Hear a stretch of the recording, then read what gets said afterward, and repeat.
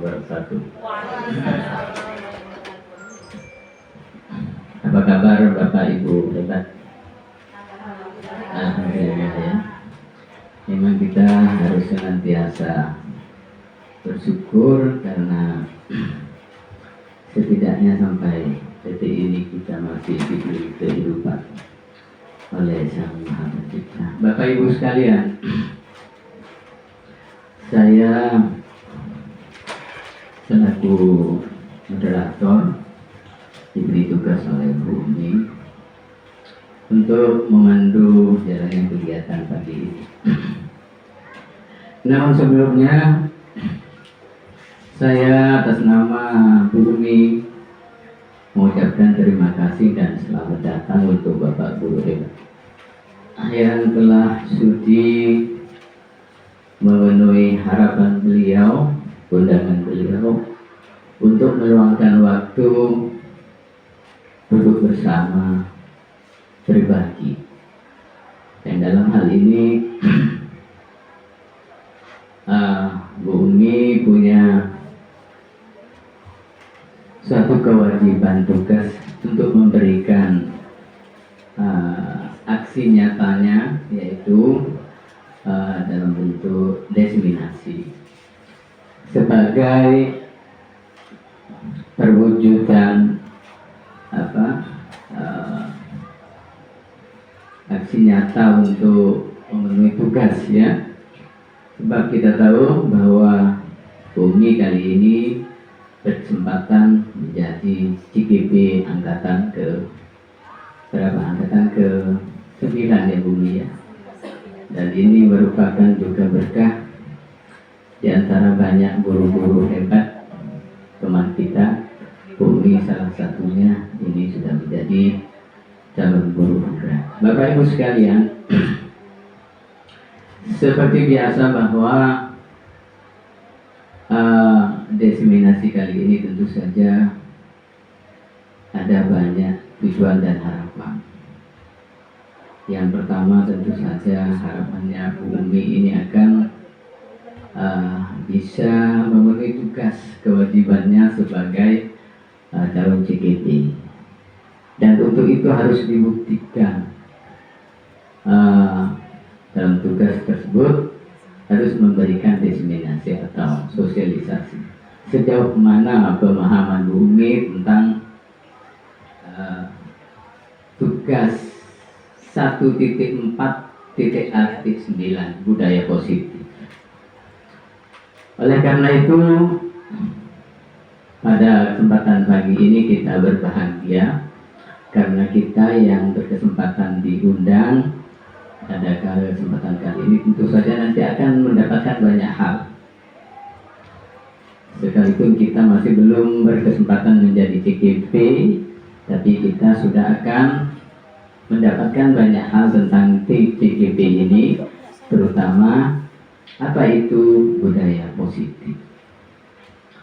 Dalam kegiatan ini nanti kita bagi menjadi 2 sesi ya Bumi ya.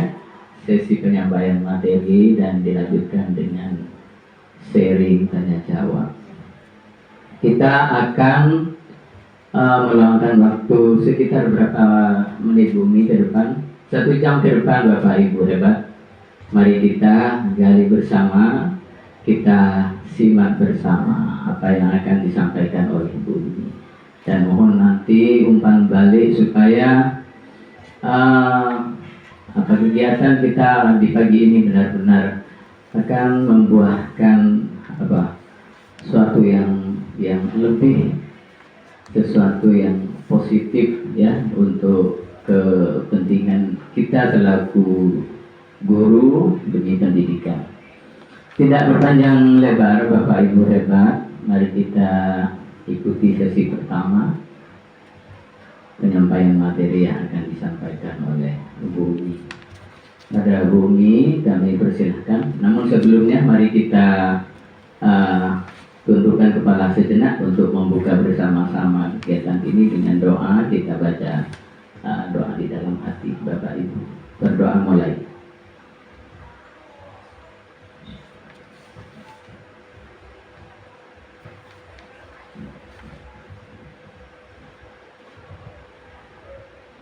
Terima kasih. Saya berikan waktu sepenuhnya untuk Budi.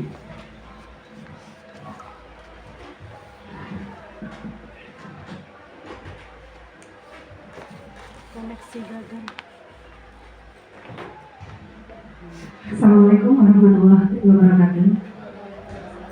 Terima kasih Pak Yon. Selamat datang Bapak. Silakan bergabung.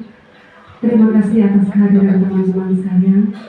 Hari ini saya berkesempatan untuk menyampaikan aksi nyata modul 1.4 yaitu tentang budaya positif. Kita tahu bersama bahwa di sekolah kita ini memiliki sudah banyak sekali aksi nyata yang sudah nyata tentang kegiatan positif yang telah dilakukan oleh siswa maupun oleh guru. Silakan Bu Lisa, dilanjut.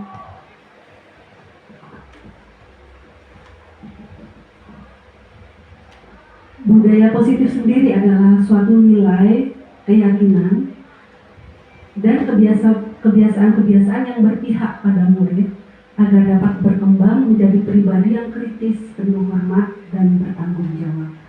Salah satu unsur utama dari budaya positif adalah disiplin positif. Sebagai salah satu wadah untuk menciptakan budaya positif yang berhubungan erat dengan tercapainya tujuan sesuai filosofi dari Ki Hajar Dewantara. Salah satu cara yang dapat dilakukan guru dalam membantu murid tumbuh maksimal mempunyai karakter profil belajar Pancasila adalah dengan membangun budaya positif di sekolah yang berpihak kepada murid. Membangun keyakinan atau visi sekolah yang menumbuhkan dan mengembangkan budaya positif. Dalam mewujudkan budaya positif perlu adanya disiplin positif. Baik Bapak Ibu, di sini ada makna dari disiplin positif sendiri adalah murid yang memiliki disiplin positif akan memiliki motivasi internal dari dalam dirinya atau motivasi intrinsik yang tinggi dalam menguasai diri untuk melakukan tindakan yang sesuai dengan nilai-nilai kebajikan universal. Sebagai pendidik, tugas guru adalah membimbing siswa atau murid untuk memiliki disiplin diri yang berasal dari dirinya sendiri. Sebelum kita masuk motivasi perilaku manusia, Bapak Ibu mohon disiapkan dulu HP-nya. Kita akan bertanya jawab, berdialog sejauh mana Bapak Ibu menerapkan disiplin positif di dalam kelas atau bahkan di sekolah. Baik, silakan Bapak Ibu. Saya akan mengirim link di grup kita sebentar. Minta tolong Bu Lisa ke WA web arsip Bu. Arsip penting, kemudian ke atas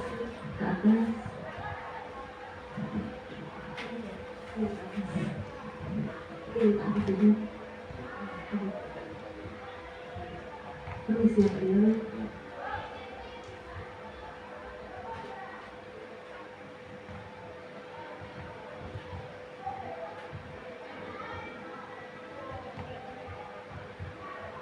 Ini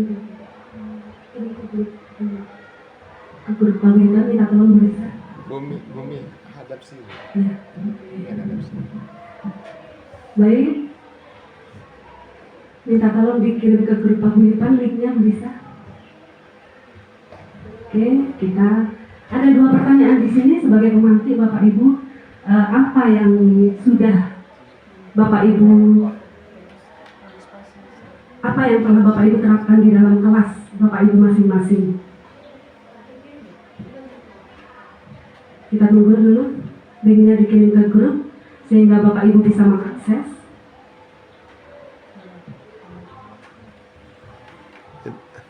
Sebentar.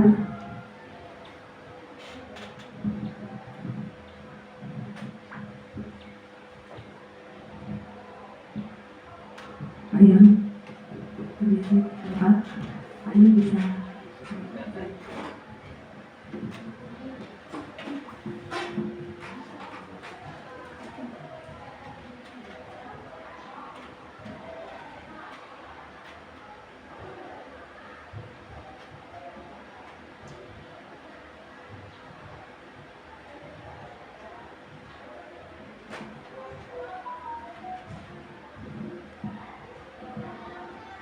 Baik Bapak Ibu, di situ linknya sudah dikirim. Monggo silakan diklik untuk linknya. Belum ada. Itu belum terkirim. Belum masuk ya.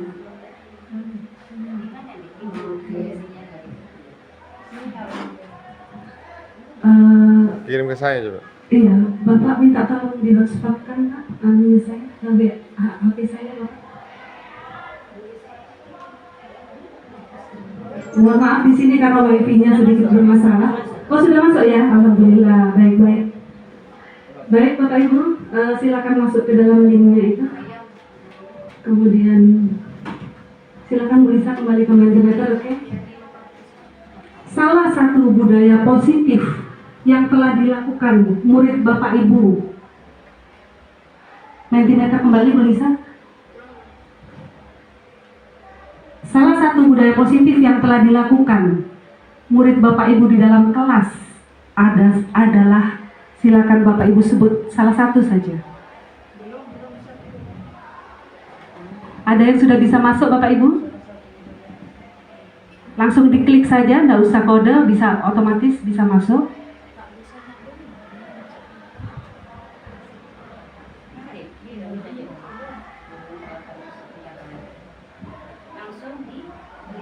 Iya, silakan dikirim Bapak Ibu.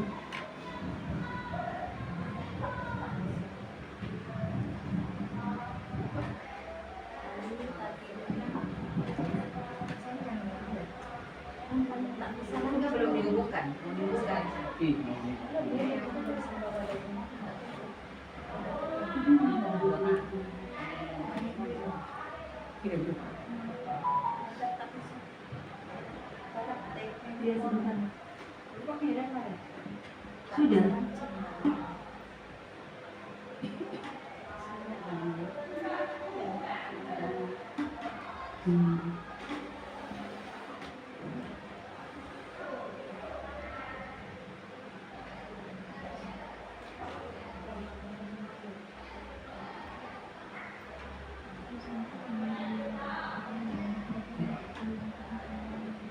Oke, silakan Bapak Ibu. Mohon maaf, nomor 1 adalah seberapa besar keyakinan. Bisa Bapak Ibu mengakses? Seberapa besar keyakinan murid Bapak Ibu dalam menerapkan kesepakatan kelas yang sudah ada? Artinya, apakah mereka itu benar-benar menerapkan kesepakatan kelas itu dengan benar, dengan baik, atau mungkin ada sedikit penyimpangan-penyimpangan, atau mungkin ada bahkan mungkin kesepakatan kelas itu hanya sekedar sebagai ini saja, sebagai pajangan saja. Mungkin silakan Bapak Ibu, sudah ada yang 0 sampai 25% besar keyakinan murid, ada yang 51 sampai 75%, 76 sampai 100%, baik. Mungkin ada lagi? Oke.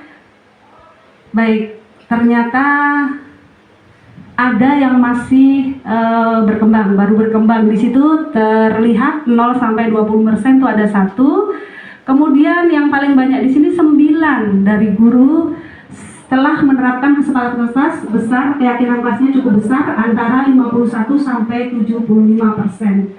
Artinya sudah berjalan, sudah cukup baik, tinggal konsistensinya saja Bapak Ibu. Dan 76 sampai 100% luar biasa. Ini ada 2 guru yang menjawab bahwa keyakinan muridnya sangat besar, 76 sampai 100%. Saya kira ini sudah sangat bagus sekali Bapak Ibu, dan perlu konsistensi lagi untuk lebih diyakini sebagai keyakinan kelas yang tidak memaksa, tidak menghukum, jadi siswa merasa nyaman di sana untuk dapat mengikuti atau untuk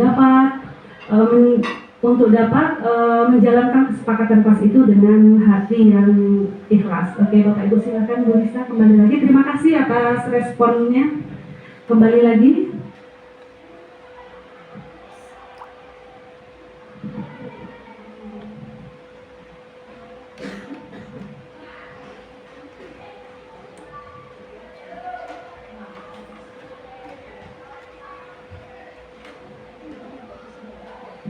Baik, kami lanjutkan kembali.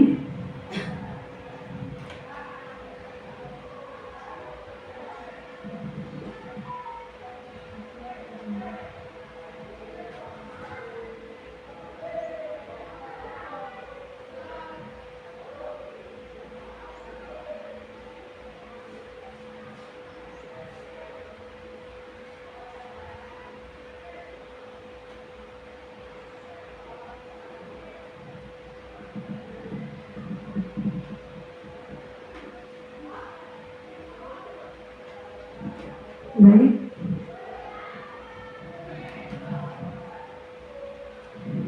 Kita lanjutkan kembali. Di sini motivasi perilaku manusia. Setiap manusia melakukan sesuatu pasti memiliki alasan-alasan tertentu. Di sini terangkum 3 alasan dari menurut Diana Gassan dalam bukunya Restructuring School Discipline menyatakan ada 3 alasan motivasi perilaku manusia. Yang pertama adalah untuk menghindari ketidaknyamanan atau hukuman.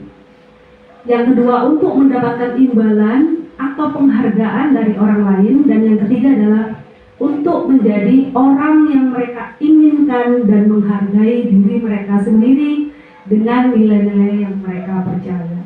Demikian Bapak Ibu tingkatan yang pertama, untuk menghindari ketidaknyamanan atau hukuman, tetap Bu Lisa, untuk menghindari ketidaknyamanan atau hukuman, ini adalah seringkali kita temui di dalam keseharian kita sebagai seorang guru. Seorang siswa misalkan melakukan sesuatu tindakan, akhirnya mereka datang tidak terlambat dan sebagainya. Mereka pada saat ditanya ternyata mereka takut dihukum. Begitu juga pada saat mereka melakukan sesuatu hal yang lainnya. Jadi motivasi diri ini ada 3 tingkatan Bapak Ibu. Yang pertama untuk menghindari hukuman, yang kedua untuk mendapatkan penghargaan atau pujian dari orang lain, baik itu dari teman, dari guru atau dari lingkungan sekitar. Dan motivasi yang paling tinggi, motivasi intrinsik adalah pada yang nomor 3, yaitu untuk menjadi orang yang mereka inginkan dan menghargai diri sendiri dengan nilai-nilai yang mereka percaya.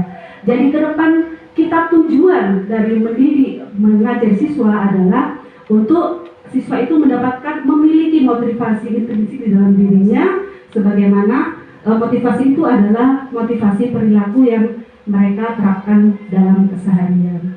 Dari ketiga motivasi perilaku manusia dalam mewujudkan disiplin positif, yang harus ditanamkan dalam murid-murid adalah motivasi yang nomor 3 Bapak Ibu. Karena dengan memiliki motivasi tersebut, mereka telah memiliki motivasi intrinsik yang berdampak jangka panjang. Motivasi yang tidak akan terpengaruh pada adanya hukuman ataupun pujian hadiah. Mereka akan tetap berperilaku baik, mereka akan sesuai dengan aturan keyakinan yang ada dan berlandaskan nilai-nilai kebajikan karena mereka ingin menjadi orang yang menjunjung tinggi nilai-nilai yang mereka hargai atau nilai-nilai kebajikan. Kemudian konsep inti yang kedua tentang budaya positif adalah keyakinan kelas.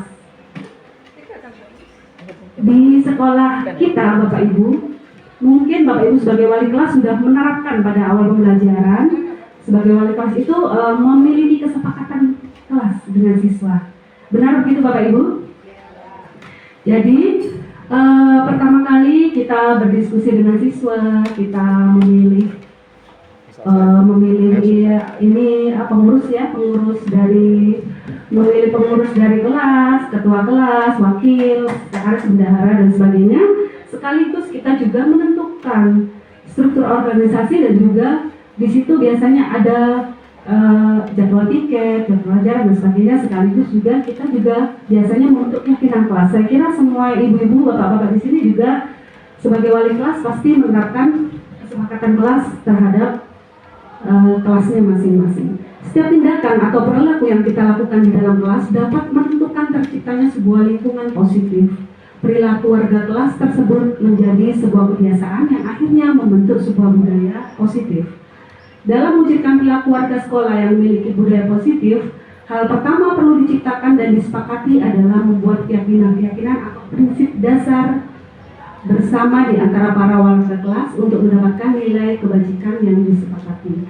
Maka keyakinan kelas adalah nilai-nilai kebajikan yang diyakini oleh warga kelas untuk menumbuhkan motivasi internal dan budaya positif di kelas. Mengapa kita perlu keyakinan kelas? Mengapa kok tidak peraturan kelas saja? Di sini kalau di sekolah kita, Bapak Ibu, ada yang namanya peraturan sekolah. Bukan begitu Bapak Ibu? Peraturan sekolah itu biasanya ada di BK. Jadi di situ ada banner yang besar, ada peraturan sekolah. Kemudian di dalam kelas, lebih fokus lagi dalam kelas, kita juga memiliki kesepakatan kelas. Nah, kesepakatan kelas itu kalau siswa-siswi atau murid-murid kita melaksanakannya dengan sebaik-baiknya, melaksanakan dengan tanpa paksaan, melaksanakan dengan keyakinan mereka, maka kesepakatan kelas itu akan berubah menjadi sebuah keyakinan kelas, di mana keyakinan kelas itu adalah suatu keyakinan yang lebih memotivasi seseorang dari dalam. Jadi motivasi intrinsik atau motivasi secara intrinsik, seseorang akan lebih tergerak dan bersemangat untuk menjalankan keyakinannya daripada hanya sekedar mengikuti serangkaian peraturan yang mengatur mereka harus berlaku begini, begitu, yang membuat ketidaknyamanan dan keterpaksaan. Jadi di situ Bapak Ibu beda dari peraturan kelas, kesepakatan kelas dan keyakinan kelas. Ada tahap-tahapan di situ Bapak Ibu. Silakan di sini. Selanjutnya, 5 kebutuhan dasar dari manusia. Setiap manusia, siapapun itu, baik itu siswa maupun diri Bapak Ibu atau mungkin orang-orang di sekeliling kita, melakukan sesuatu tindakan pasti memiliki alasan Bapak Ibu. Di sini ada 5 alasan yang terangkum. Yang pertama adalah alasan itu adalah seseorang melakukan sesuatu dengan alasan adalah memenuhi kebutuhan untuk bertahan hidup. Jadi misalkan kebutuhan bertahan hidup itu adalah kebutuhan sandang, pangan, papan. Jadi kebutuhan makan, kebutuhan pakaian, tempat tinggal, juga kebutuhan biologis itu masuk di dalam kebutuhan bertahan hidup. Kemudian yang kedua adalah kebutuhan cinta dan kasih sayang atau kebutuhan untuk diterima. Jadi untuk lebih detail ke siswa, biasanya mereka itu butuh pengakuan Bapak Ibu, butuh cinta kasih. Jika anak-anak kita, murid-murid kita tidak menerima ini atau kurang maksimal dalam menerima cinta kasih dan pengakuan, maka ada saja tindakan dari siswa-siswi atau murid-murid nantinya yang tidak sesuai dengan kesepakatan atau keyakinan kelas yang telah disepakati bersama. Kemudian yang ketiga adalah mereka juga butuh penguasaan Bapak Ibu, mereka butuh diakui. Kebutuhan pengakuan atas kemampuan, baik kemampuan secara akademis maupun kemampuan secara non-akademis. Jadi biasanya siswa yang memiliki prestasi akademis, mereka merasa diterima oleh lingkungan sekolah, lingkungan kelas mereka akan lebih percaya diri dibandingkan siswa yang masih belum mendapatkan pengakuan. Biasanya siswa-siswa yang secara akademisnya bagus, mereka mendapatkan pengakuan lebih dari teman-temannya. Dan siswa atau murid yang memiliki kemampuan di luar akademis, biasanya mereka akan mewujudkannya di dalam kemampuan yang lain seperti kemampuan olahraga, penguasaan olahraga, seni dan sebagainya. Hal itu sangat penting Bapak Ibu, mereka memiliki kepercayaan diri, mereka menjadi pribadi yang memiliki kemampuan dan mereka merasa dihargai dan mereka merasa diakui kehadirannya oleh teman-teman dan orang lain di sekitarnya. Kemudian kebutuhan yang keempat adalah kebebasan. Kebebasan untuk menentukan pilihan. Kadang-kala di dalam kelas ada saja kita dapati siswa yang mungkin tidak mengikuti pelajaran dengan sebaik-baiknya, mereka ramai sendiri, mungkin mereka kepingin sebentar mungkin keluar kelas, tidak izin untuk ke kamar mandi, ternyata mereka mampir ke kantin dulu seperti itu ya Bu. Nah itu mereka ternyata alasan mereka dibalik perilaku mereka itu adalah mereka itu butuh kebebasan Bapak Ibu. Jadi ternyata mereka butuh kebebasan. Jadi untuk itu mereka melakukan hal demikian. Kemudian yang kelima adalah kesenangan atau hobi. Setiap orang memiliki kesenangan atau hobi yang berbeda. Jadi kebutuhan untuk merasa senang itu penting sekali. Jadi ini adalah 5 kebutuhan dasar manusia yang harus kita sebagai bapak ibu atau sebagai orang tua miliki agar kita bisa menuntun anak untuk menjalani kodratnya sebagai manusia yang bahagia, sebagai manusia yang bahagia dan mencapai cita-citanya. Baik, terima kasih. Silakan selanjutnya teori kontrol. Kita sebagai seorang guru tentu saja memiliki posisi kontrol atau teori kontrol. Di dalam teori kontrol dijelaskan bahwa yang bisa mengontrol seseorang itu sebenarnya adalah diri mereka sendiri. Tidak ada seorang pun yang mampu mengontrol orang lain tanpa persetujuan dari orang yang bersangkutan. Jadi di sini seseorang melakukan sesuatu atau tidak itu sebenarnya tergantung dari dalam diri orang tersebut, sesuai dengan motivasi pemenuhan dasar seperti kebutuhan dasar tadi yang dimilikinya. Jadi sebenarnya seorang guru itu pada dasarnya tidak menjadi kontrol atau tidak menentukan siswa atau murid itu ke arah mana, tapi kita ini mengikuti kemauan kebutuhan murid di mana dia akan berkembang. Seperti itu Bapak Ibu, silakan dilanjut Bu Lisa. Selanjutnya adalah konsep budaya positif selanjutnya adalah hukuman dan penghargaan. Hukuman dan penghargaan adalah salah satu cara mengontrol perilaku murid yang secara tidak langsung menghambat potensinya. Ternyata berdasarkan penelitian seperti ini Bapak Ibu, dalam jangka waktu tertentu baik hukuman maupun penghargaan akan sama memberikan dampak, yaitu ketergantungan. Jadi bukan kemerdekaan seperti yang tadi sudah kita diskusikan bersama, dan tentunya mematikan motivasi internal seseorang. Jadi sebenarnya dalam jangka pendek mungkin hukuman ataupun penghargaan bagi kita selama ini sebagai guru itu adalah hal yang wajar. Setelah kita telah kembali dengan adanya budaya positif yang dibawa oleh Ki Hajar Dewantara, maka ternyata Bapak Ibu hukuman dan penghargaan itu sama memiliki dampak ketergantungan pada siswa.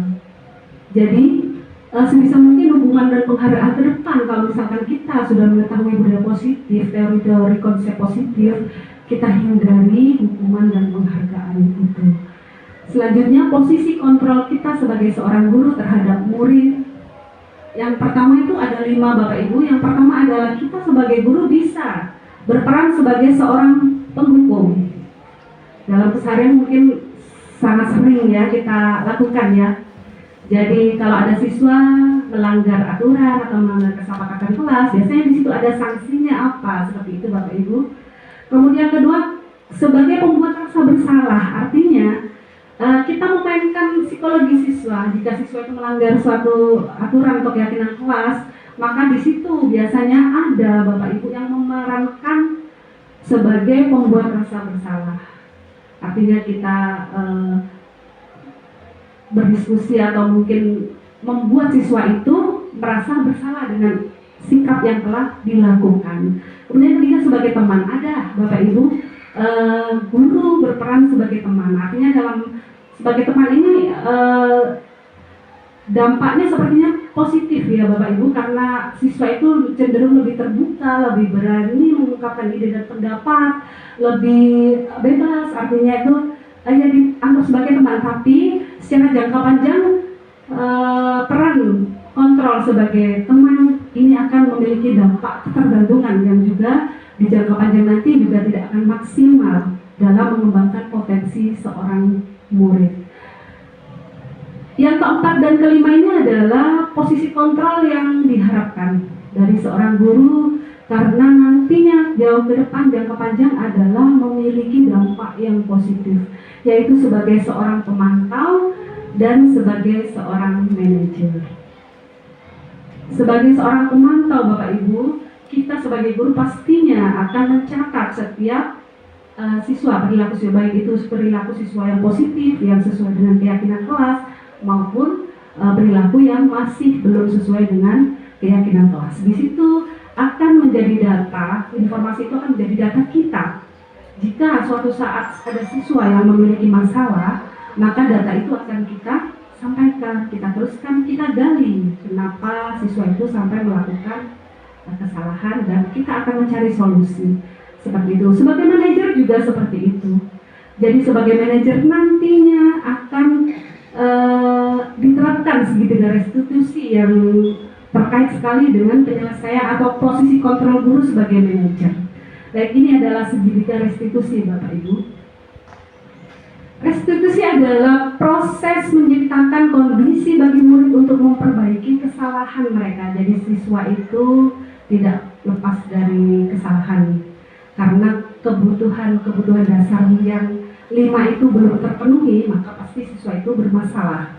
Nah, di sini restitusi adalah proses menciptakan kondisi untuk memperbaiki kesalahan sehingga mereka bisa kembali ke kelompok mereka atau ke kelas mereka dengan karakter yang lebih kuat.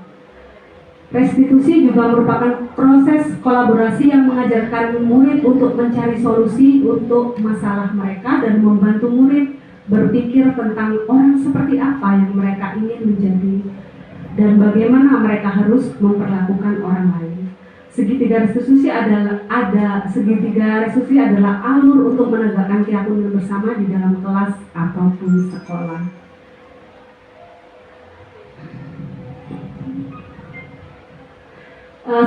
Segitiga restitusi sendiri memiliki 3 tahapan, Bapak Ibu. Yang pertama adalah menetralkan ya. Yang kedua itu adalah mengidentifikasi masalah. Yang pertama adalah menetralkan, yang kedua adalah mengidentifikasi masalah, menanyakan masalah, dan yang ketiga adalah yang ketiga adalah coba Bu, iya, jadi menanyakan keyakinan kelas. Ada 3. Kemudian di sini langkah terakhir setelah adanya sosialisasi tentang budaya positif adalah rancangan aksi nyata yang saya akan terapkan di dalam kelas. Di sini yang pertama saya akan memberikan penjelasan tentang latar belakang aksi nyata yang akan saya lakukan. Yang kedua adalah tujuan, tolak ukur, lini masa kegiatan yang akan dilakukan, dan dukungan yang dibutuhkan.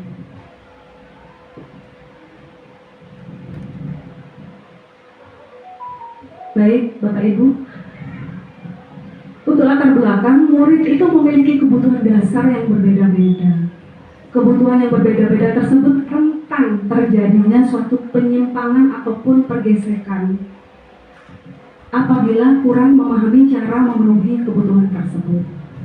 Karena itu diperlukan suatu bentuk disiplin positif yang dikembangkan di sekolah, khususnya di kelas. Disiplin positif di sini tanpa ancaman dan tanpa hukuman. Menerapkan disiplin positif dapat meningkatkan kesadaran murid dalam membentuk karakter positif. Disiplin positif dapat dibuat melalui kesepakatan antara guru dan murid agar murid merasa terlibat dan bertanggung jawab dalam menjalankan disiplin tersebut. Baik, yang pertama adalah tujuan dan tolak ukur. Tujuan aksi nyata yang saya lakukan adalah mengimplementasikan budaya positif dengan menerapkan keyakinan kelas. Kemudian tolak ukur, adanya perubahan perilaku murid menjadi lebih baik. Yang pertama, adanya perilaku murid menjadi lebih baik dalam menciptakan disiplin positif dengan adanya keyakinan kelas. Yang kedua, kegiatan belajar mengajar menjadi lebih aman, nyaman, dan berpihak pada murid. Dan yang ketiga, semua komponen sekolah berkomitmen dalam mengawal budaya positif dengan menerapkan budaya positif yang menjadi kebajikan universal. Kemudian untuk lini masanya, yang pertama saya lakukan adalah mensosialisasikan budaya positif dan keyakinan kelas pada semua warga sekolah. Tahap diseminasi ini adalah salah satunya. Kemudian kedua, menyusun rencana program keyakinan kelas impian bersama. Kita gali pendapat-pendapat atau ide-ide dari siswa. Kemudian ketiga, mengawal semua budaya positif di sekolah dan di kelas. Artinya kalau sudah terbentuk budaya positif, kita sudah berdiskusi dengan siswa tentang budaya positif dan dicapai kesepakatan untuk menjadi suatu keyakinan kelas, maka semua warga sekolah, khususnya kelas itu harus mengawal semua budaya positif itu. Yang terakhir adalah melakukan refleksi terkait program budaya positif yang telah berjalan. Kemudian untuk dukungan yang dibutuhkan untuk kelancaran dari tindakan aksi nyata yang dilakukan terkait mengimplementasikan budaya positif dengan menerapkan keyakinan kelas, pastinya membutuhkan dukungan dari berbagai pihak, baik kepala sekolah, teman sejawat, rekan-rekan guru, murid, komite sekolah, orang tua, serta yang tidak ketinggalan pula adalah sarana dan prasarana sekolah yang mendukung. Adapun aksi nyata yang telah saya lakukan adalah mengimplementasikan budaya positif dengan menerapkan keyakinan kelas di kelas saya, kelas 8B Bapak Ibu. Nah, di sini proses pembentukan kesepakatan kelas diawali dengan langkah-langkah yang dilakukan dalam menyusun kesepakatan kelas. Bapak Ibu, yang pertama itu adalah menanyakan pendapat murid tentang apa sih harapan, apa sih masalah yang harus diselesaikan di kelas tersebut. Yang kedua adalah eksplorasi ide dari murid untuk mencapai kelas impian. Jadi yang pertama kita menanyakan terlebih dahulu bagaimana kelas impian mereka. Jadi tiap siswa itu menyampaikan aspirasinya. Oh, saya ingin kelas yang begini, misalkan saya ingin kelas yang bersih, saya pengen kelas yang ini Bu, biasanya siswa itu senang sekali. Saya pengen kelas yang tugasnya sedikit Bu, gitu. Saya pengen kelas yang santai, saya pengen kelas yang dingin ada AC-nya dan sebagainya. Kita tampung semua pendapat siswa tersebut. Setelah itu kita eksplor murid untuk mencapai kelas impian. Kemudian yang ketiga kita ambil kesimpulan dari ide-ide dari semua pendapat siswa yang ada di dalam kelas itu kita tampung dan kemudian kita ambil kesimpulan mana-mana saja ide-ide yang bisa kita masukkan ke dalam keyakinan kelas. Kemudian ide itu yang sudah terbentuk itu harus ditandatangani, artinya mereka menyetujui, mereka menyepakati begitu. Jadi perlu adanya mungkin tanda tangan atau kontrak keyakinan kelas di kelas tersebut. Kemudian yang keenam, kemudian kita bisa membuat kesepakatan itu dalam bentuk poster atau mungkin dalam bentuk yang lain yang nantinya bisa dipajang, bisa dilihat setiap saat, setiap waktu di kelas sehingga mereka hafal ya, pelan-pelan mereka karena sering melihat mereka hafal, mereka melaksanakan, mereka meyakini seperti itu.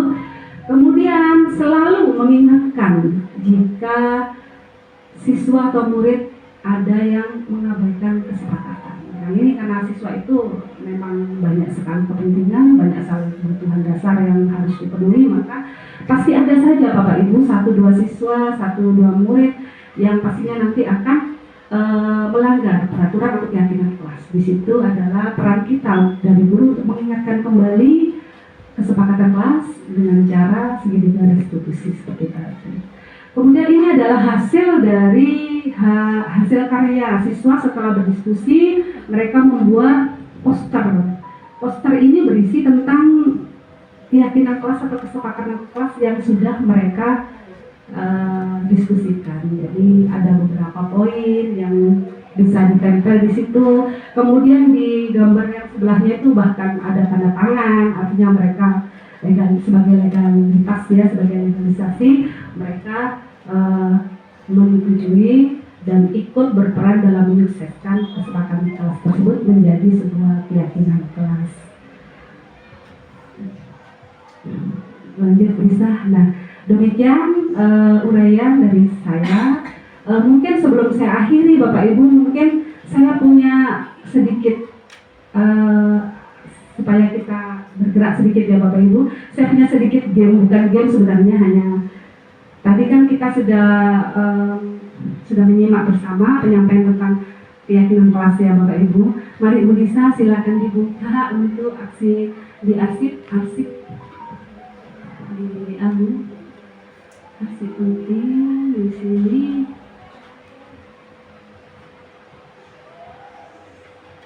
Kita sampai sejenak Bapak Ibu. Mari kita akan mencoba kembali mengingat langkah-langkah pembentukan keyakinan kelas yang tadi sudah saya sampaikan. Silakan Bapak Ibu lihat di grup WA Paguyuban. Kemudian Bapak Ibu silakan masuk di situ. Ada link word. Silakan Bapak Ibu masuk, play, silakan mainkan gamenya. Kemudian di sini akan ada beberapa soal, 8 soal di situ karena tadi adalah langkah-langkah dari urutan prosedur pembuatan penerapan keyakinan kelas itu ada 8. Jadi silakan Bapak Ibu tentukan langkah pertama itu yang mana, langkah kedua silakan diklik yang mana yang menurut Bapak Ibu benar. Sudah bisa Bapak Ibu? Link yang saya word wall itu? Iya itu HTTP word wall itu. Oh itu yang play, yang iya start ya, kotak kecil warna biru. Ya silakan. Silakan diklik Bapak Ibu, di situ ikuti. Ya di situ ada game. Jadi sebenarnya ini bisa untuk game siswa, nanti kalau Bapak Ibu mungkin membutuhkan media pembelajaran bisa. Jadi silakan diklik Bapak Ibu, ikuti petunjuk yang ada di situ. Nanti di sini akan ada hasil yang sudah. Iya Bapak Ibu, itu kan di situ ada langkah kedua misalkan. Bapak Ibu silakan diklik mana langkah kedua. Apakah menanyakan ide atau mungkin mendiskusikan. Tadi ada ya Bapak Ibu. Jadi silakan diklik. Kalau benar nanti akan ada checklist. Tapi kalau salah nanti silang Bapak Ibu. Silakan ya. Diurut silakan. Boleh main lagi, boleh, itu bisa nanti diulang Bapak Ibu. Iya ada 8 soal. Silakan dicoba Bapak Ibu. Di sini akan saya lihat, mungkin di sini ada hasil Bapak Ibu. Ya, biasanya siswa kalau benar itu teriak Bu Yunita. Yeay. Aduh, game over. Game over. Iya. Kalau game over di situ ada papan dashboard ya Bu, papan ya. Ada papan. Mohon maaf, adakah yang sudah selesai, yang sudah game over? Nah di situ ada papan peringkat. Silakan ditulis namanya Bapak Ibu. Nanti akan muncul nama Bapak Ibu nanti menduduki peringkat keberapa. Ya itu, leaderboard. Silakan leaderboardnya diklik, tulis nama Bapak Ibu di situ. Ya, leaderboard yang atas itu Bu, leaderboard. Silakan diklik, Bapak Ibu silakan tulis namanya. Iya, tulis nama Ibu, nama Ibu. Iya, tulis nama. Di atas. Dulu ya.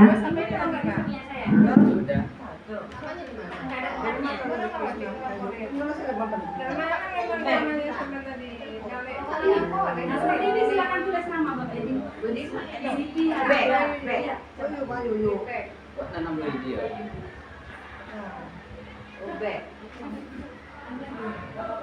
Silakan kalau back silakan ya dicoba lagi. Kalau nanti seperti yang Bu Harida tadi, silakan isikan nama di situ, nanti akan keluar. Jenengan ada di peringkat keberapa? Apakah jawaban Bapak Ibu sudah benar semua atau mungkin masih ada yang salah?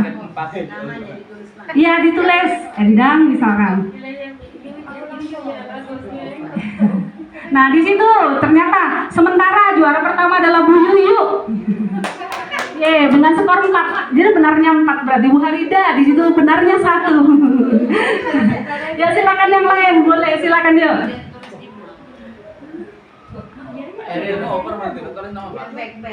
Silakan tulis namanya sendiri-sendiri. Oh Bu Yunita di urutan kedua, Bu Harida tergeser. Silakan Bapak Ibu yang lain. Ayo.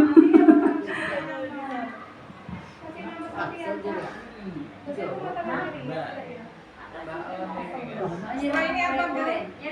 Ya. Setelah ini apa? Sebentar Ibu. Sudah selesai? Oh Ibu sudah? Enggak sudah itu sudah. Oh ini leaderboard Bu. Leaderboard ditulis di sini Bu Roro begitu. Ya di enter Pak. Nanti keluar di situ. Jenengan di urutan keberapa di situ ada.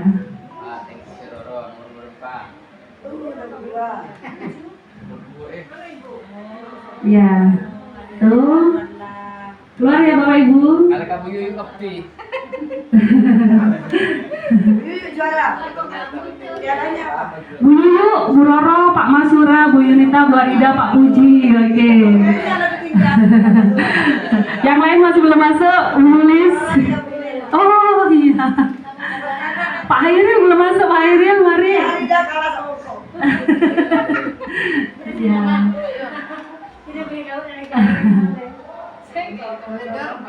Ada door prize ya Bu, ada tenang, door prize-nya ada Bapak Ibu. Baik, apakah semua sudah? Oke.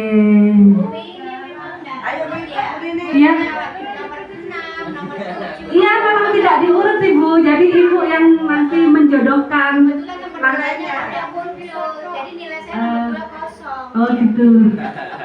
Ya ibu, kalau mau dilanjutkan. Diulang ya. Ya diulang boleh ibu. Nanti saya tunggu Bu. Saya nggak bisa pakai nyaman. Iya bu. Iya bu, sini bu. Nggak masalah. Masuk ya. Sabar Bu, Sudah, game over. Ini bu leaderboardnya. Di sini leaderboardnya. Oh iya. Berarti kalau leaderboardnya nggak pernah diulangi aja ibu. Soalnya itu mungkin ini skornya 0. Nah, jadi diulangi. Kalau skornya 0 memang tidak bisa masuk. Jadi kalau misalkan skornya 0, artinya itu jawaban Bapak Ibu masih belum benar, maka tidak bisa masuk ke dalam leaderboard. Jadi minimal ada yang benar 1 begitu baru bisa masuk Ibu. Silakan diulangi yang masih belum bisa masuk ke papan ranking. Nggak muncul, jadi tidak muncul.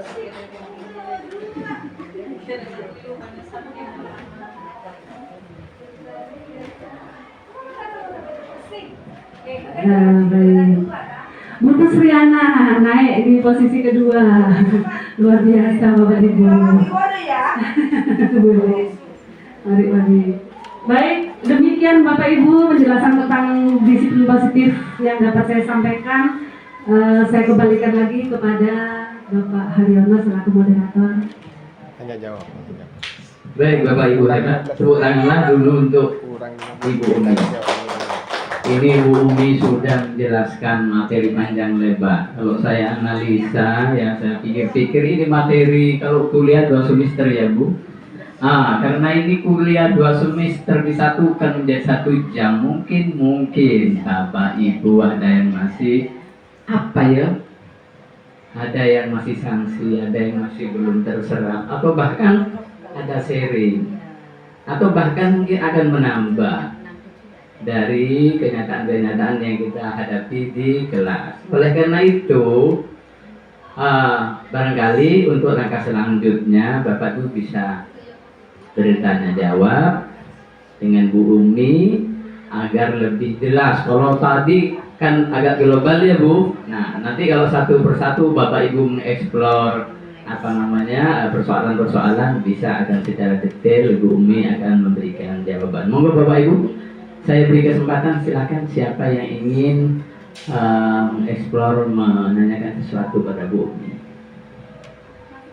Mari. Bu siapa? Bu Um ya. Baik, ini tepuk tangan dulu untuk Bu Um. Bu Um ini insya Allah untuk angkatan ke-10 Bu Um ini bisa mengikuti jejak Bu Umi. Ya, silakan Bu Umi. Assalamualaikum warahmatullahi wabarakatuh. Terima kasih atas kesempatannya. Untuk hari ini banyak yang dipaparkan oleh Ibu Umi mengenai tentang kesepakatan kelas dan keyakinan kelas. Yang saya tanyakan mungkin karena mengenai tentang keyakinan kelas dan kesepakatan. Bagaimana dampak dari aksi nyata keyakinan kelas? Ya. Yang kedua, mengapa bukan aturan kelas kok tetapi keyakinan kelas? Nomor 3, hubungan dan penghargaan untuk segi positif itu yang bagaimana Ibu? Seperti itu. Terima kasih. Assalamualaikum warahmatullahi wabarakatuh. Baik, terima kasih atas pertanyaannya Bu Uma. Pertanyaan yang pertama tadi adalah bagaimana Bu? Pertanyaan pertama? Bagaimana dampak dan aksi nyata mengenai tentang keyakinan? Dampak dari aksi nyata yang sudah saya buat. Saya sudah menerapkan aksi nyata dengan membuat keyakinan kelas di siswa di kelas 8B. Di situ pertama kali yang saya lakukan adalah menanyakan ide-ide atau masukan-masukan mereka untuk kondisi kelas yang lebih baik ke depan. Menurut mereka masing-masing seperti apa, mereka juga menyampaikan seperti apa keinginan-keinginan mereka. Kemudian yang kedua, saya juga setelah itu menyimpulkan menjadi suatu kesepakatan kelas. Suatu kesepakatan kelas tersebut tertuang di dalam poster yang tadi sudah saya sampaikan. Nah, di situ siswa jika sebelumnya mereka itu tidak punya kesepakatan kelas, mereka melakukan apa saja mungkin bisa lebih bebas, tapi setelah kesepakatan kelas tersebut siswa menjadi lebih menyadari Bapak Ibu. Jadi pada saat mereka itu terlambat, saya tanya kenapa terlambat seperti itu. Jadi mereka jawab begini bagaimana, sesuai tidak dengan kesepakatan kelas. Nah mereka juga menjawab ternyata tidak sesuai Ibu. Terus bagaimana solusinya supaya kamu bisa kembali lagi untuk apakah kamu yakin dengan kesepakatan kelas yang sudah dibentuk atau disepakati bersama? Yakin, karena memang itu adalah sudah disepakati oleh seluruh kelas. Jadi begitu. Jadi yang terakhir, mana keyakinan bagaimana? Kamu yakin itu benar? Keyakinan yang sudah kita tanamkan, yang sudah kita sepakati itu benar? Iya Bu. Jadi mereka merasa memiliki kesepakatan kelas, mereka merasa memiliki. Jadi lambat laun mereka juga akan berubah sesuai dengan keyakinan kelas yang sudah disepakati tersebut. Untuk pertanyaan kedua, bagaimana Bu Uma? Iya, kalau aturan kelas itu sifatnya mengikat Bapak Ibu. Jadi mereka setuju tidak setuju, mereka harus mengikuti aturan tersebut tanpa mereka dilibatkan di dalam membuat aturan tersebut. Contohnya seperti aturan sekolah, pakai seragam. Hari Senin Selasa seragam ini, Rabu Kamis, mereka mau tidak mau, setuju tidak setuju, mereka harus mengikuti aturan tersebut. Nah, kalau sebuah kesepakatan kelas atau keyakinan kelas, mereka dilibatkan dalam membuat itu. Jadi mereka merasa memiliki, mereka merasa meyakini itu. Jadi mereka melakukan apa-apa yang sesuai dengan keyakinan itu dengan tanpa paksaan atau tanpa hukuman atau tanpa paksaan seperti itu. Jadi suatu kesepakatan kelas itu lebih dihayati lagi, akan menjadi suatu keyakinan kelas, di mana nanti mereka dengan keyakinan kelas itu mereka akan menjadi pribadi yang lebih baik karena mereka menjalankan itu dengan motivasi yang ada di dalam diri mereka. Demikian Bu Uma. Mungkin pertanyaannya yang nomor 3, Bu Uma. Hubungan dan penghargaan dari segi positif dan negatif Iya. bagaimana? Kalau hukuman dan penghargaan, saya kira semua Bapak Ibu guru sudah pernah menerapkan hal ini ya. Jadi kalau hukuman itu, harapan kita dengan hukuman, harapan kita siswa itu menjadi lebih baik kan begitu. Siswa itu jerah, siswa itu tidak melakukan lagi dan begitu harapannya. Untuk penghargaan pun sama, harapan kita adalah siswa lebih termotivasi untuk menjadi lebih baik. Artinya misalkan ada siswa yang ranking 1, banyak nilainya tinggi, nilainya selalu bagus, kita beri penghargaan. Ini sebenarnya kita kalau jangka pendek memang bagus Bapak Ibu, karena siswa senang kan begitu, siswa senang, siswa merasa termotivasi. Tapi kuarternya di jangka panjang nanti mereka akan menjadi tergantung dengan itu. Kalau tidak ada penghargaan, mereka akan ogah-ogahan menjalankan apa yang sudah disepakati bersama. Kemudian kalau hukuman juga begitu, mereka tidak melakukan kesalahan atau tidak melanggar hukuman, tapi berangkat dari keterpaksaan. Jadi seperti itu Bapak Ibu. Demikian Bu Uma. Terima kasih.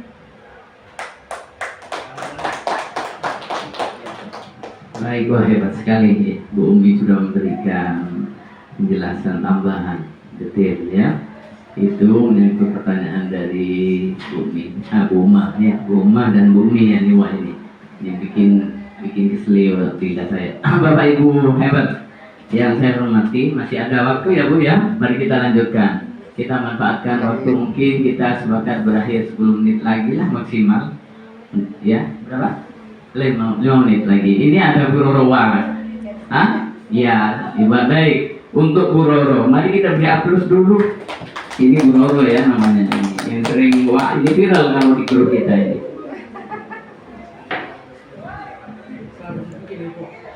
Assalamualaikum warahmatullahi wabarakatuh. Saya mau menanyakan tentang kebutuhan dasar tadi. Salah satunya kita harus melihat kebebasan kebutuhan anak gitu kan. Saya tanyakan begini, anak itu bagaimana kalau kebebasan itu berlanjut pada sejak belajar? Apakah ada penanganan dan bagaimana cara penanganannya gitu loh? Karena biasanya kebebasan anak itu kadang-kadang terjadi hanya pada seseorang dan itu berlanjut pada setiap pelajaran, yaitu itu aja orangnya. Adakah penanganan untuk selanjutnya gitu loh? Terima kasih, luar biasa sekali ini Bapak Ibu yang sering sekali kita alami sebagai guru. Siswa itu ada yang sering keluar ya, misalkan ke kamar mandi izin itu hampir satu pelajaran 2 jam itu ada 3 kali 4 kali, itu kan kita jadi curiga ada apa, kenapa siswa ini kan seperti itu. Jadi mungkin Bu, cara pertama kita bisa memanggil siswa tersebut, jadi kita ngomong berdua, jadi kita gali informasi siswa itu kenapa kok sering keluar kelas, artinya apa sih tujuannya dia keluar kelas itu apa. Ternyata dia tuh orangnya tidak bisa diam kan, saya Bu kalau di kelas terlalu lama saya itu ngantuk, saya capek, jadi saya tuh pengen jalan-jalan sebentar masuk lagi supaya bisa lebih fokus dulu belajar lagi kan begitu. Jadi kita pahami itu, oh ya, jadi setiap orang itu memiliki karakter, memiliki kebutuhan yang berbeda dalam belajar. Ada siswa yang memang tekun ya, artinya mulai awal sampai akhir mengikuti dengan fokus, dengan khusyuk ya. Ada siswa yang kalau sudah 10 menit sudah resah dan sebagainya, itu berarti memang dia itu membutuhkan kebutuhan dasar kebebasan. Artinya dia itu mungkin berdasarkan asesmen diagnostik guru BK, mungkin dia memiliki gaya belajar yang Bu Ita? Gaya belajar kinestetis, Bu Laura. Jadi sebelum kita mengajar, kita melakukan asesmen diagnostik, di mana asesmen itu nanti akan menggolongkan anak-anak ini tipenya tipe apa kinestetis atau mungkin audiovisual atau bagaimana. Jadi dengan memahami itu, dengan bermodalkan itu, nanti kita bisa untuk memberikan solusi untuk anak tersebut. Bisa dengan cara memanggil secara pribadi, kita terapkan segitiga restitusi, artinya kita yang pertama itu kita stabilkan dulu, menstabilkan identitas, artinya kita tidak menyalahkan, tapi kita itu mengatakan pada anak bahwa apa yang kamu lakukan, misalkan saya ini Bu, apa yang kamu lakukan itu bisa saya pahami, apa yang kamu lakukan itu mungkin bisa terjadi pada siapa saja. Nah, itu distabilkan dulu supaya anak itu tenang, yang pertama itu, supaya anak itu tidak merasa dihakimi, supaya anak itu tidak merasa disalahkan. Kemudian yang kedua, kita ini memvalidasi kesalahan. Jadi kita tanya, kamu berdasarkan kesepakatan kelas ini, kamu di mana sih letak yang tidak sesuai dengan kesepakatan itu, tindakanmu itu. Jadi kita meminta siswa itu mengidentifikasi sendiri di mana letak dia itu, salahnya dia di mana gitu. Jadi di sini Bu, saya tidak disiplin gitu. Saya misalkan datang terlambat, tidak disiplin. Jadi kalau anak itu sudah menunjukkan di mana letak kesalahannya, kemudian alasannya juga begitu, alasan apa kita sudah dapatkan, anak ini ternyata butuh kebebasan yang lebih. Jadi kita bisa nanti menerapkannya menggunakan pembelajaran yang berdiferensiasi seperti itu. Dan yang terakhir mungkin langkah untuk keyakinan. Jadi menanyakan keyakinannya kan itu tadi, apakah ini kan kesepakatan kelas sudah disepakati bersama, pada saat itu juga dia tidak ada, apakah kamu yakin sih ini akan membawa kebaikan untuk kelas begitu.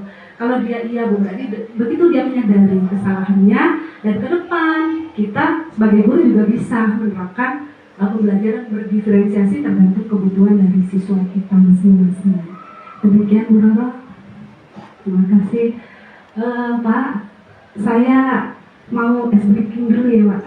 Sebelum kita akhiri, ice breaking dulu Bapak Ibu. Saya karena saya ini backgroundnya matematika, boleh ya Bu? Bapak, saya juga ice breakingnya ada bau-baunya matematika dikit gitu ya Pak. Baik. Saya punya ini clue ya Bu Bapak Ibu. Kalau sekarang ini lagi viral, clue-nya adalah gitu ya, kalau di TikTok itu saya ini mengadopsi dari itu. Saya punya clue Bapak Ibu. Clue-nya adalah berhitung Bapak Ibu. Berhitung. Kalau misalkan 1 itu sama dengan 4. 1 sama dengan 4. 5 sama dengan 4. 1 sama dengan 4, 5 sama dengan 4, 2 sama dengan berapa Bapak Ibu? 8, ada yang nilai 8. Mungkin ada yang lain? Satunya adalah berhitung. Kalau 1 sama dengan 4, 5 sama dengan 4, maka 2 sama dengan berapa Bapak Ibu? Mari silakan. Ada yang coba menjawab? Berapa? 6. 6. Bagaimana yang lain? Mungkin ada pendapat yang lain? 2? 4. Ada lagi mungkin jawaban yang lain Bapak Ibu? Ternyata 2 itu sama dengan 3 Bapak Ibu. Ayo, mungkin Pak Mansur ya? Oke, kita coba lagi, fokus lagi ya Bapak Ibu, fokus ya. Terangkan dulu Bu itu dari Oh iya, tunggu dulu Bu. Kita pikirkan dulu, nanti sampai kita temukan kesimpulannya. Baik, oke. Baik, lagi ya Bu, Bapak, satu lagi ya. Oke ya, satu lagi ya. Kalau 7 sama dengan 5, 7 sama dengan 5, 8 sama dengan 6, 10 sama dengan berapa? Berapa? 11. Bagaimana Bapak Ibu? 12. Ada lagi mungkin? 8. Ada lagi mungkin? 11 ya? Ada jawaban lain Bapak Ibu? Pak Sam mungkin? Apa? 10 ternyata ada 7 sama dengan 7 Bapak Ibu. Bagaimana caranya? Ayo, mungkin ada yang bisa menjelaskan? Iya? Oh, bisa saja. Ternyata karena turunnya berhitung Bapak Ibu, 1 itu terdiri dari berapa huruf? 1 sama dengan 4, 2, 3. Berarti kalau 3, iya itu dia Bapak Ibu. Jadi berhitung, jadi hurufnya dihitung. Jadi iya Bapak Ibu seperti itu. Iya Bu, silakan. Saya juga ibu mengadopsi nih dari yang viral-viral di TikTok itu. Iya, ternyata seperti itu ya Pak ya. Kita mikirnya ternyata tidak. Iya. Iya, ternyata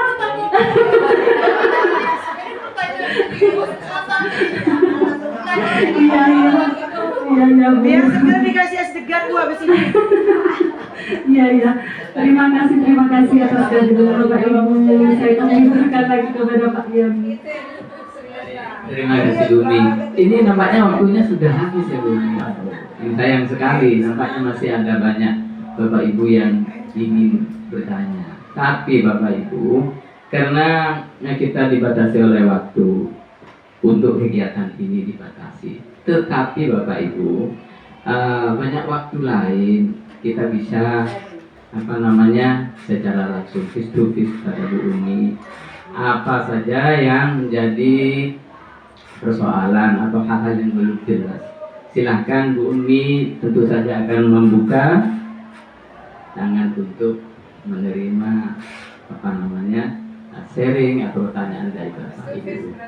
Jadi pertemuan kita kali ini Bapak Ibu dengan terpaksa, walaupun kita diakhiri tadi dengan berat-berat katanya, tapi setelah dijelaskan menjadi ringan dan ternyata itu.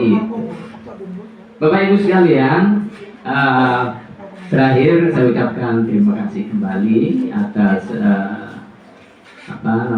kehadiran Bapak Ibu, keseriusan di dalam mengikuti kegiatan ini.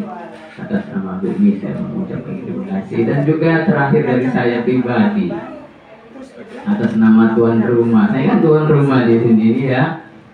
Maaf karena tempatnya seperti ini ya. Mohon maaf karena ini memang sudah adanya. Tapi menurut saya kita ini kesempitan tempat yang kurang enak bisa dirapatkan dengan dada yang luas. Bapak Ibu terima kasih, saya mohon maaf Kemudian selaku pemandu acara saya juga minta maaf manakala di dalam mengatur jalannya kegiatan kali ini terdapat hal yang kurang enak lah ya. Terima kasih sekali lagi, saya akhiri. Mari kita tutup bersama-sama kegiatan ini dengan menundukkan kepala lagi untuk berdoa agar apa yang kita lakukan kali ini tercatat sebagai ibadah, tidak sia-sia kita duduk berlama-lama. Bapak Ibu sekalian, mari kita berdoa semula.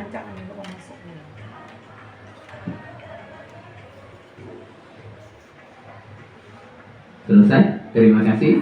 Assalamualaikum warahmatullahi wabarakatuh.